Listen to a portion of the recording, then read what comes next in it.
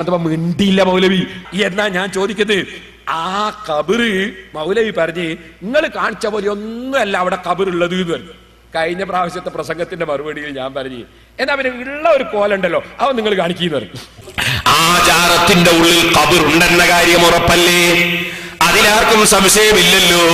ഇനി ആ കബറ് ഈ അറേബ്യയിൽ നിന്ന് പുറത്തിറങ്ങുന്ന പത്രത്തിൽ വന്നത് ശരിയല്ല, അത് കള്ള ഫോട്ടോ ആണെന്നാണോ മൗലവിയുടെ വാദം?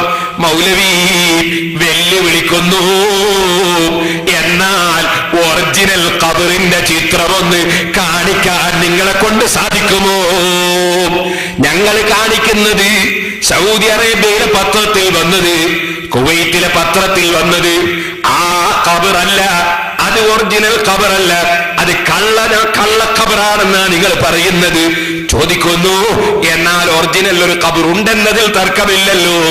ആ ഖബറിന്റെ ചിത്രം മൗലവി ഒന്ന് കാണിച്ചു തരുമോ?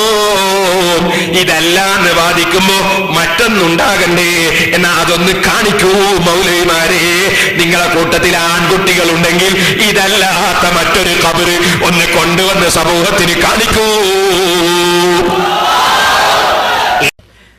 ഞാൻ പറഞ്ഞ പോലെ ഒന്നുമല്ല, പച്ചപ്പട്ടൊന്നും പിരിച്ചിട്ടില്ല, മോളൊന്നും ഇട്ടിട്ടില്ല. അങ്ങനെയാണ്, എന്നാ അങ്ങനെ ആയിക്കോട്ടെ.